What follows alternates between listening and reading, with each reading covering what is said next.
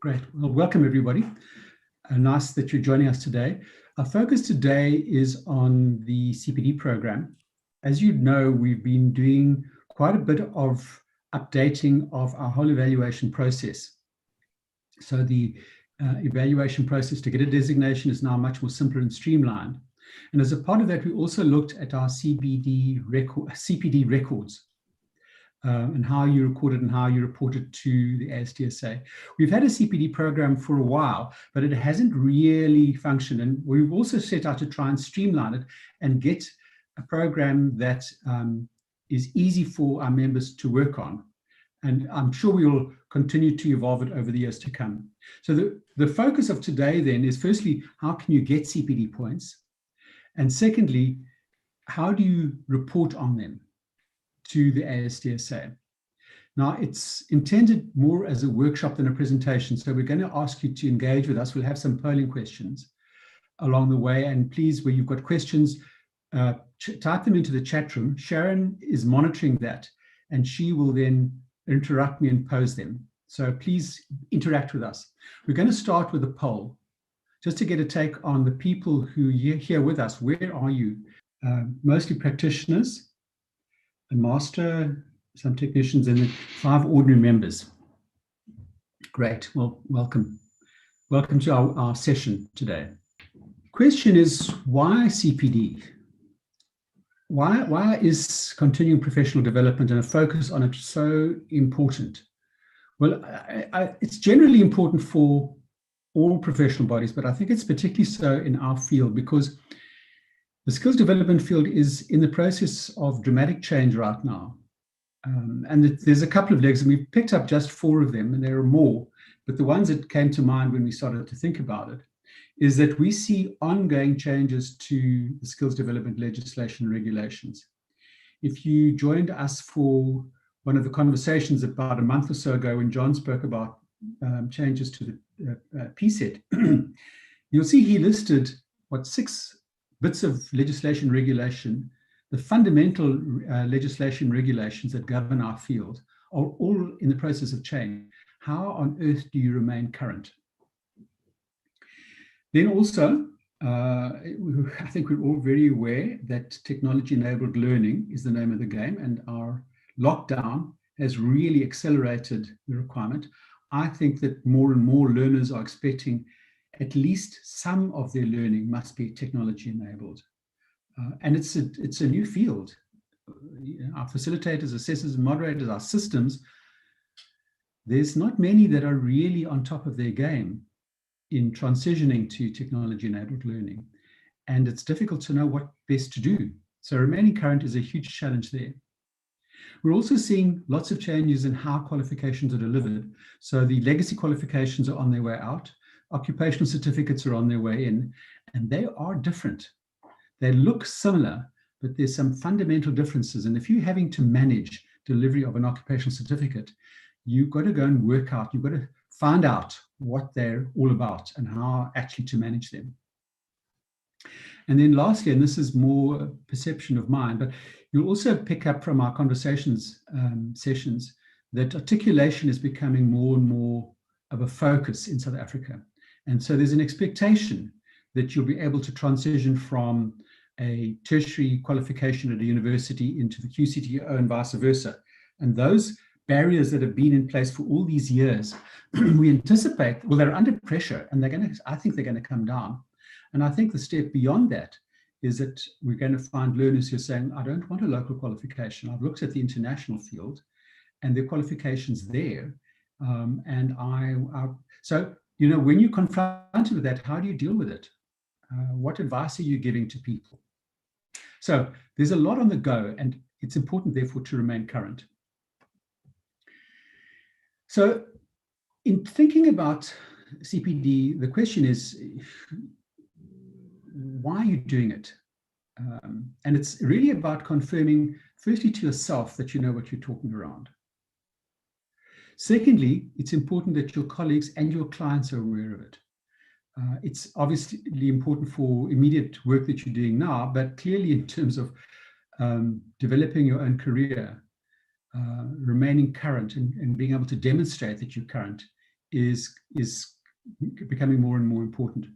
For example, what we're seeing is there are draft regulations in the public sector to professionalize the public sector. And we anticipate that they're going to come into being quite soon, because there's been quite a lot of conversation about them in the last 6 months.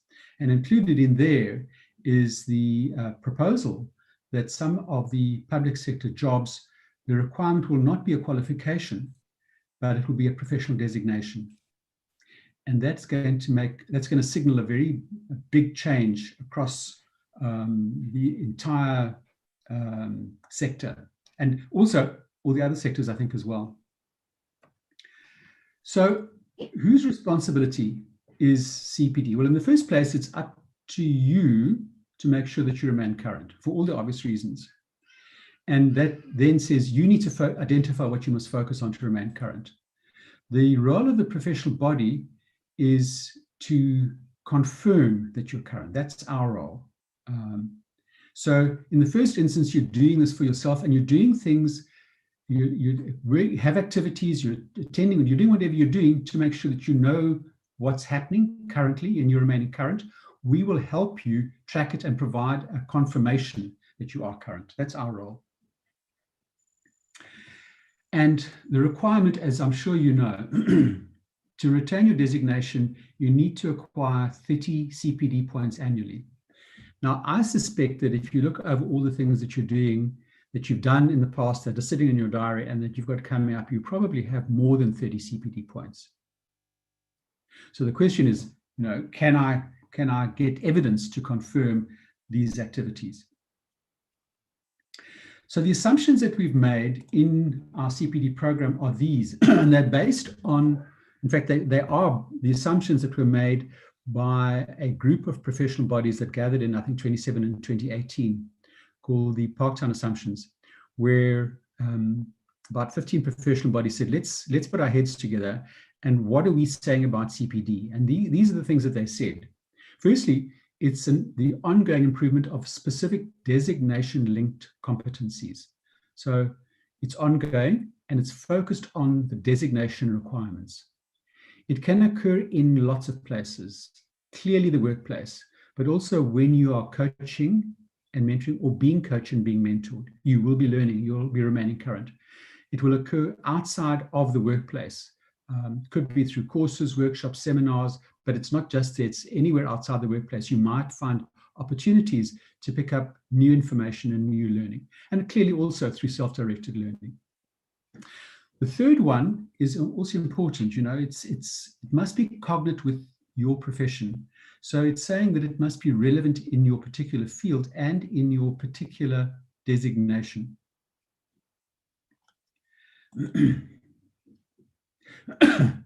And so you need to look at the designation description for your particular designation, and you need to be doing things that help you remain current against that designation.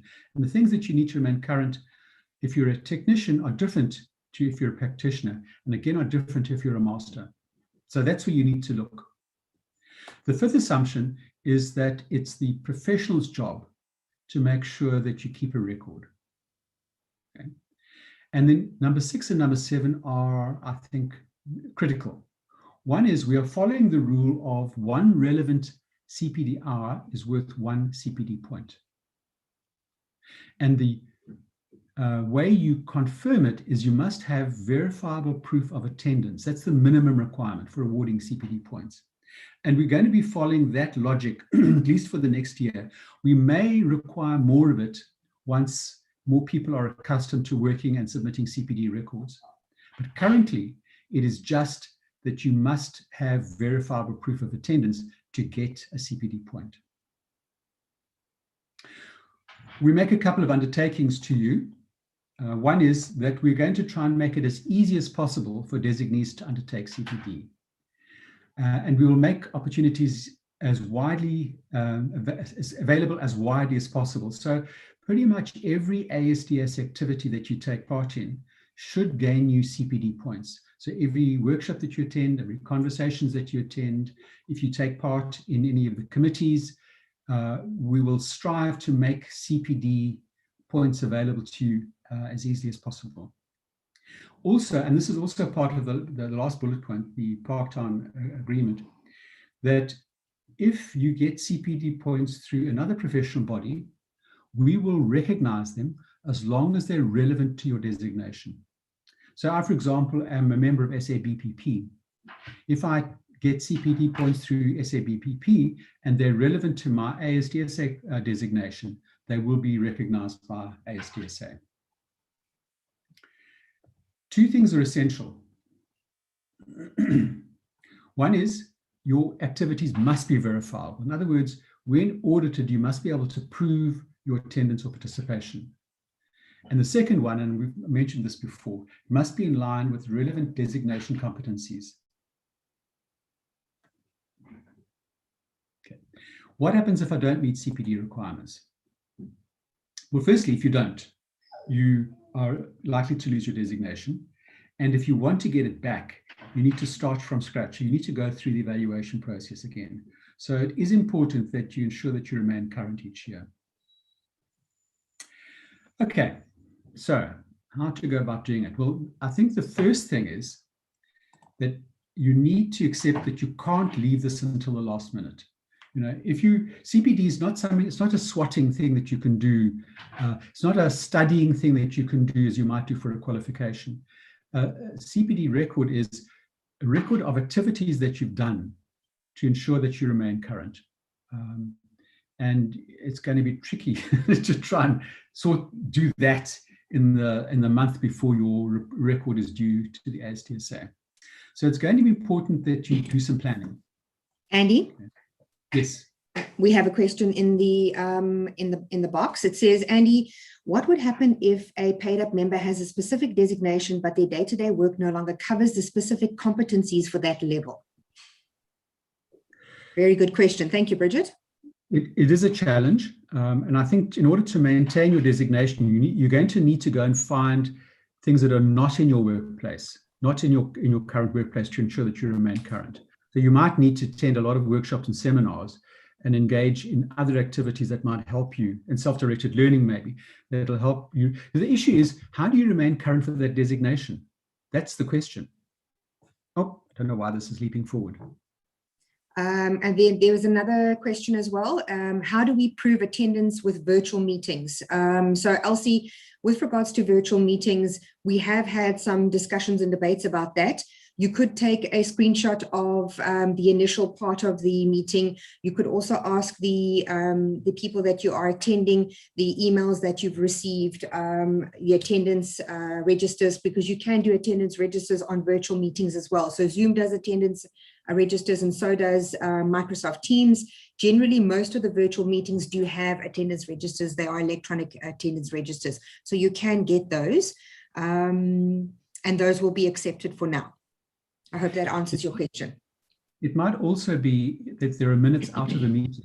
So if there are, and you're listed as an attendee, that confirms that you were there.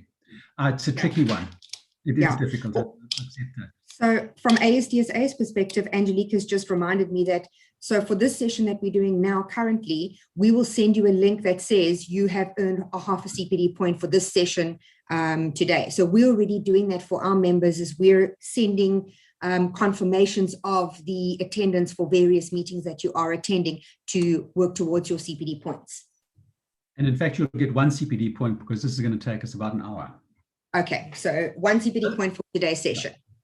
So the deal is then to start thinking about what you can do to remain current early in your reporting cycle, and to start planning some things that you can do that will ensure that you remain current. Now,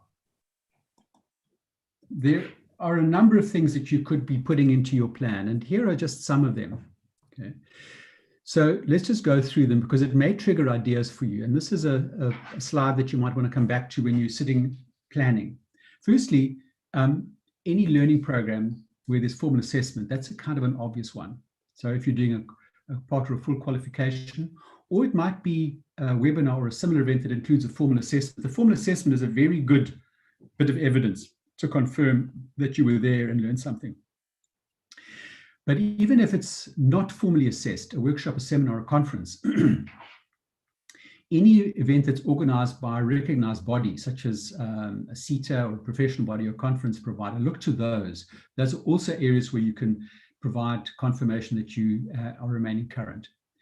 If you are delivering workshops or presentations or papers, those in themselves, a copy of the presentation or the paper can serve as confirmation of that. If you're doing research and you're writing a research paper, or if you're writing articles or publications. The third last one, groundbreaking professional work-based activities. This is an interesting one, and it's a key one, obviously, for the ASDSA. So if you're working at a national or international level on, for example, the ASDSA Technical Committee or a similar committee, those contributions are very good evidence of how you're remaining current. Self-directed learning, not formally assessed, any self-study program, typically completed remotely, or reading of relevant literature, that becomes harder to demonstrate. But it fits in there if you can find a way to get confirmation. That's part of your job in remaining current. And then lastly, your professional contribution to individuals or organizations.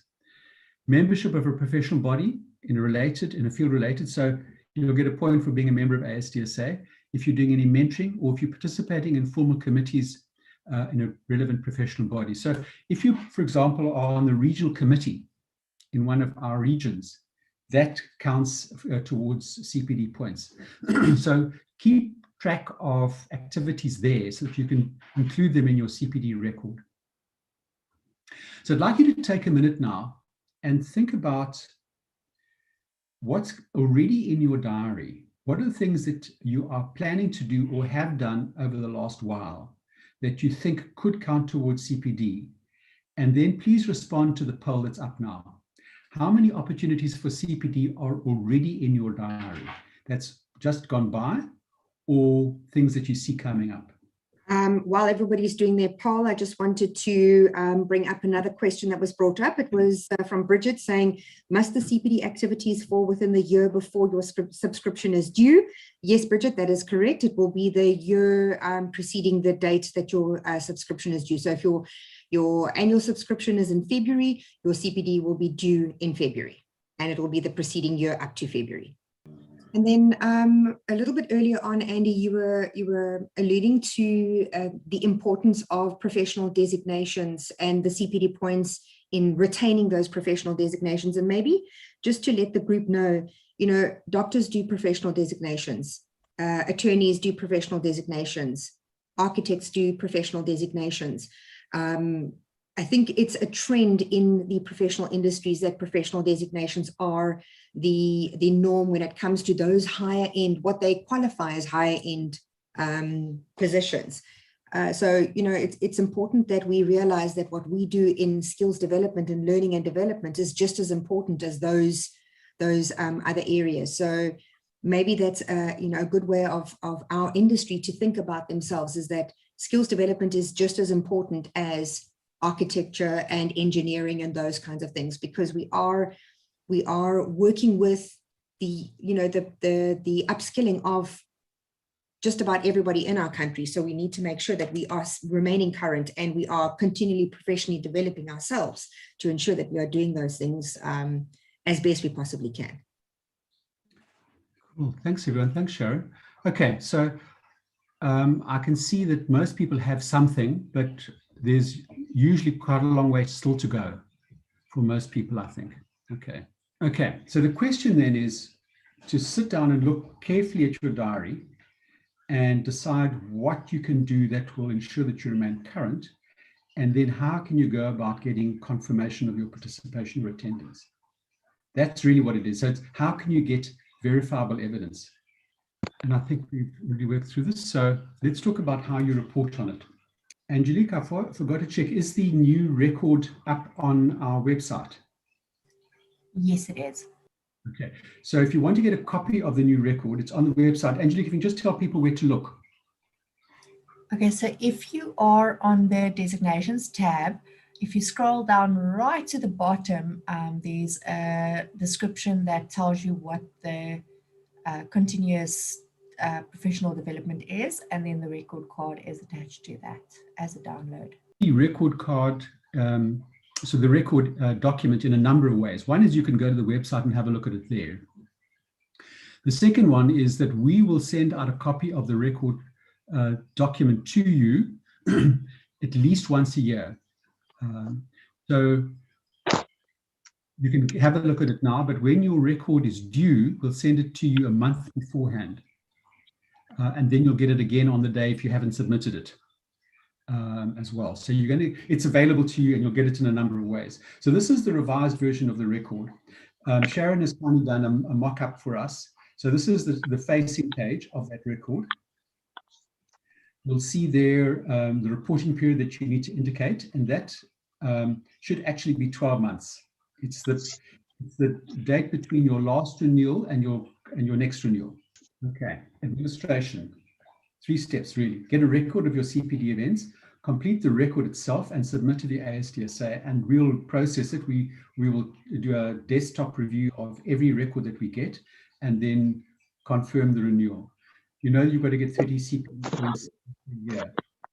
We are required in terms of our policy to audit at least 10% of all records. If you're chosen for an audit, it's at that point in time that we're going to ask you to provide the evidence to confirm the points that you've claimed. So please don't give us the evidence immediately. We want just a record, the record document. And then only if we ask you, will we ask you to send us the evidence. Completing the record.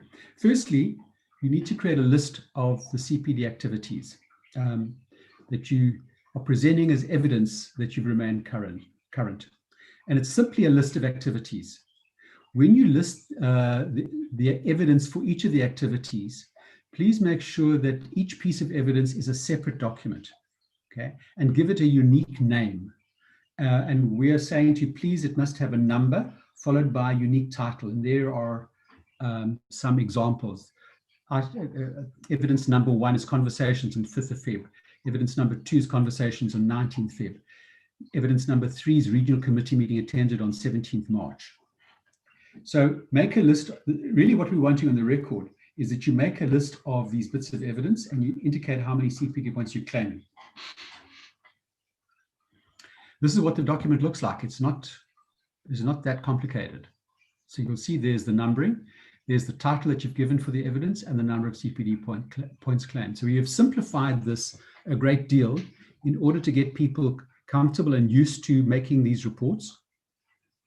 And we may revise and make them more complicated in future years and put more demands in, but right now we're keeping it as simple as possible to help people get into the habit of doing it. We've also included an example, and this is also some of Sharon's work. So Sharon, do you want to talk to this a little bit? Yes. Okay. So I just wanted to give everybody a good idea. And all I did was I had taken my CPD record card from the last time that I submitted, which was November last year. And I then put down every single thing that was in my diary. So I basically use my diary and I record all of my CPD activities in my diary. There's 2 ways that I record it. I create a folder for myself where I save all of my evidence and make sure that my evidence is numbered the same way that I listed on my record card. And I save my record card at the beginning of the year and I list my evidence as the months go and I update it on a monthly basis. So I know that I'm going to have, because I serve on the EXCO of the ASDSA, I'm going to have various meetings on an annual basis. So from December to May, we've had 5 meetings. I've got the minutes of those meetings and I have those on my calendar. So I can then claim the 5 CPD points for the 5 meetings that we had between December and May. Then my professional body membership is 1 CPD point. I then did mentoring of one of our skills development technicians, which was approximately 2 hours. The evidence that I kept for that was minutes that we did between the two of us, emails that I have between the two of us, as well as Zoom meetings that I have recorded on my calendar. So that's the type of evidence that I would have kept and saved in that folder. And the nice thing is that you can also save emails into folders. Everything can be saved electronically, which is the evidence that you require. So email sent and received. And you can also see that the next one was board preparation. So it's not just undertaking the board meeting that I had. There was preparation that went into the board meeting that was approximately 4 hours. The next thing was the response to public consultation on the professionalization of the public sector.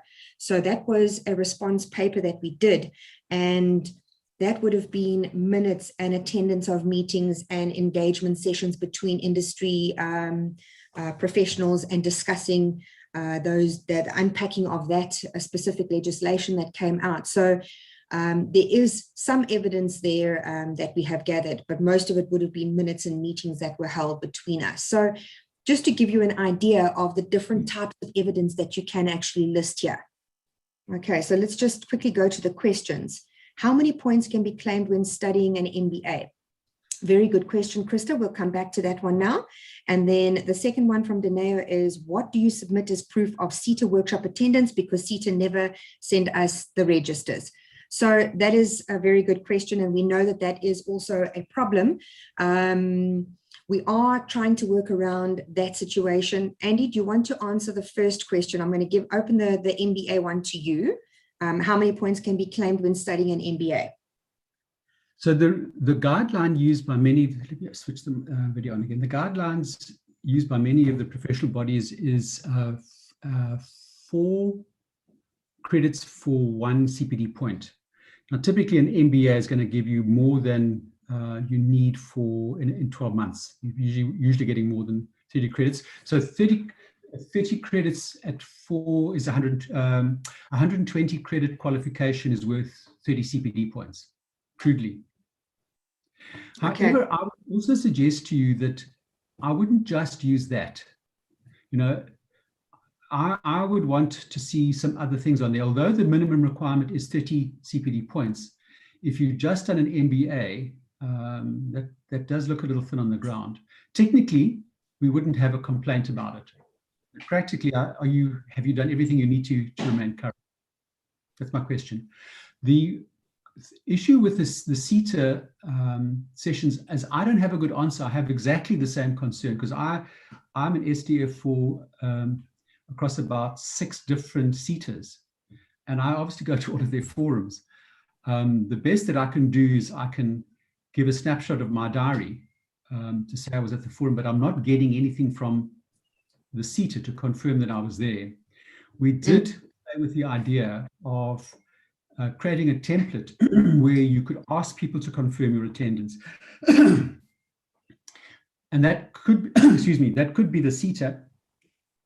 But you know, if you think back to how we handle the evaluation for a designation, often evidence is provided via testimonial.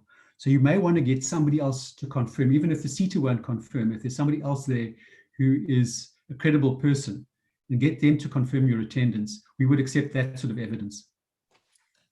There was a suggestion from Tracy, which I like. Fatima and Tracy were thinking along the same lines. Fatima said, can we submit screenshots of the attending online webinars or workshops? That is again going to constitute evidence, but you could possibly do a screenshot of the first slide and then not attend the balance of the workshop.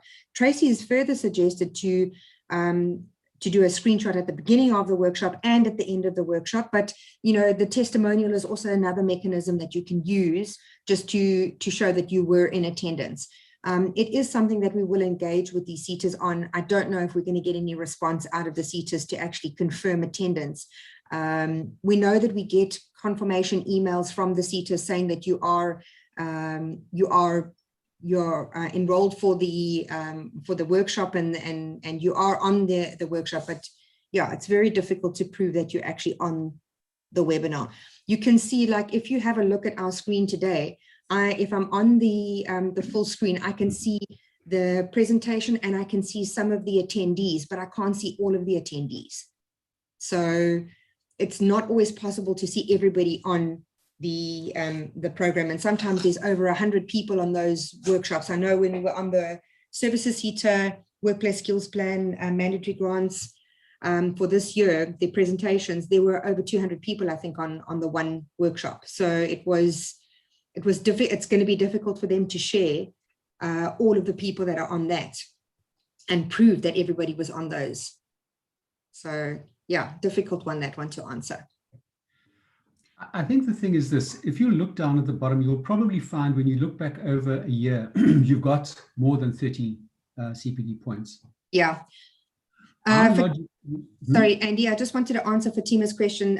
Most ASDSA members attend the CETA workshops. Could we do peer testimonials? Yes, definitely. We would accept the peer testimonials. Yes, definitely you can. Yeah. You know, it's likely that you're going to have more than 30 points. We're obliged to audit 10% of the CPD records that are submitted. And obviously we're going to go to audit. If we look at a record and we say, hang on, there's too much here that looks dubious, that's one we're going to be obliged to go and audit. However, if you've got a range of activities, even if your evidence isn't a nice hard and fast attendance register with start and finish dates, it's unlikely that it will raise questions. So I would target trying to get more than 30 CPD points, trying to reflect a range of activities that show that you really have remained current. You submit, and we've said this before, so let me just reiterate it. You submit when you renew your membership and your designation. It's at that point in time. So as I've indicated earlier, we routinely send out the invoicing for renewal of your membership 1 month before your membership expires. And at the same time, we'll send you a blank copy of the CPD record sheet. That will help you if you haven't completed along the way. So that's the due date for submitting the record. And you only submit the record itself. You don't submit the evidence. So please keep the evidence on hand, keep the evidence electronically, because our auditing would be done electronically. But please don't give it to us unless we actually ask you to do it. Right, then any final questions?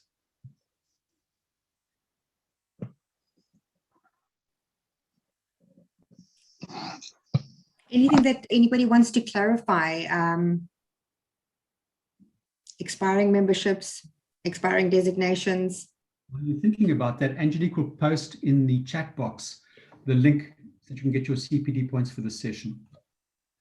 So, Elaine, you've got a question. Do you want to unmute or just type it up? Hi, Andy. Thank you very much. Good morning, everybody.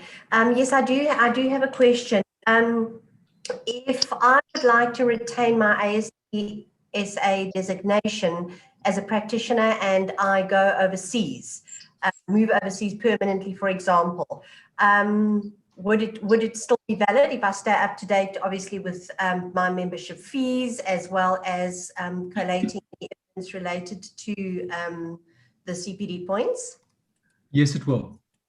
There should be no problem if you have an international focus, because you'll have many opportunities there to remain current.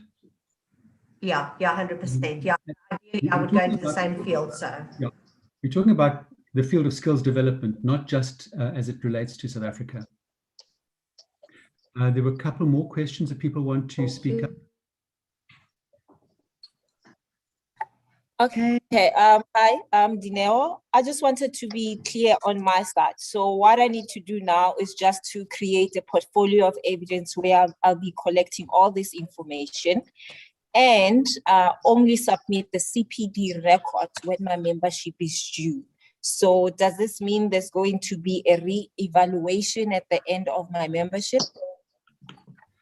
No, there's not an additional. We do if you like, a desktop review of the CPD records that we receive. But all things being equal, you'll just get a confirmation that your membership and your designation are renewed. Just a note there, Andy. this is for people with designations. You have to keep your CPD up to date for if you have a designation. It's not for normal membership. Can I just ask, perhaps I'm now stupid, but I can't remember when my membership, what is my due date? So say, for instance, my membership is lapsing in Feb this year and I haven't submitted. Is there a grace period for us, or? There is generally a grace period if you've already come to the month that your membership is due. What we are currently doing is we're currently allowing you to renew your membership and giving you a further month to submit your CPD record card. You see, I have renewed my membership, but I'm not sure in which month. So, Okay. but I haven't submitted my records now. So I've submitted my my membership is up to date. The company's membership is up to date, but I haven't submitted my CPD record. So I'm asking, will you allow me a grace period, because you are saying I was supposed to submit my CPD records before my membership for the new year started. Yeah. Answer is yes, Elsie. Yes, we will. Yes, we will. Okay. We will give you grace Okay. periods. Yeah. Ach, dankie. No, we are very aware that our CPD record system has not really worked very well.